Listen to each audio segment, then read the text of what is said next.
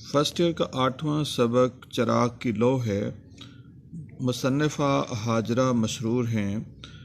خلاصہ ہے، شام کی اداس تاریکی میں گھر میں ویرانی کا سماں تھا۔ اچھن اپنے باپ کا انتظار کر رہی تھی جو مزدوری کے بعد واپس نہ آیا تھا۔ اسے اپنے گھر میں سفید کپڑوں میں لپٹے ہوئے ڈھانچے چلتے پھرتے دکھائی دے رہے تھے۔ بیماری نے اسے کمزور کر دیا تھا۔ جب سے اس کی ماں کو سفید کفن پہنایا گیا، وہ منظر اس کی یادداشت میں نقش ہو گیا۔ اچھن کا باپ رات کو دیر سے گھر لوٹ آیا۔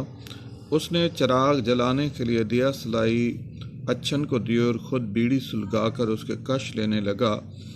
بیڑی کے دھوئیں سے اچھن کو الجھن ہونے لگی۔ اس نے باپ کو اس کے پینے سے منع کیا۔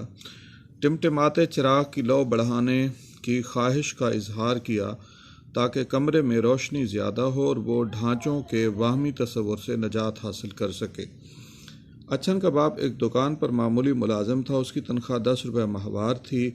انتہائی مہنگائی کے باوجود اس کی تنخواہ میں اضافہ نہیں ہوتا تھا۔ مالک سے تنخواہ میں اضافے کی التجا کے باوجود اضافہ نہ ہوا۔ اسے اپنی بیوی کے انتقال کے موقع پر کفن کی ضرورت تھی تو اس کے مالک نے 25 روپے خیرات کے طور پر دیے تاکہ اچھن کی ماں کا کفن خریدا جا سکے۔ ماں کے مرنے کے بعد اچھن کی طبیعت بھی تپ دیکھ کے عارضے کی وجہ سے خراب رہنے لگی۔ گھر میں علاج کے لیے رقم نہ تھی۔ وہ چراغ کی ہلکی لو کی نیم تاریکی میں دیوار کے ساتھ ٹیک لگائے کھڑی تھی۔ اس کے باپ نے اس کیفیت کا سبب پوچھا تو اچھن نے چراغ کی لو بڑھانے کی التجا کی۔ باپ نے معمولی آمدنی کی وجہ سے تیل کے میسر نہ آنے کا ذکر کرتے ہوئے چراغ کی لو کے بڑھانے کو ایک عیاشی کی طرح کا کام بتایا۔ اچھن کو اپنے باپ پر غصہ آنے لگا۔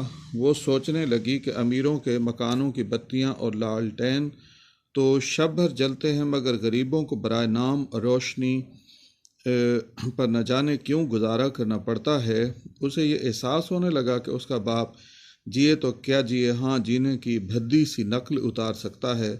سیاہ طاق میں رکھے ہوئے چراغ کی طرح جس کی مدھم روشنی ہر طرف سے اندھیرا امٹ رہا تھا، وہ پیچ و تاب کھاتی چارپائی پر کمزوری کے باعث گر گئی۔ اسے ہر طرف سے سفید کپڑوں کی کھڑکھڑاہٹ محسوس ہونے لگی۔ اس نے رونے کی کوشش کی مگر آنسو حلق میں پھنس کر رہ گئے۔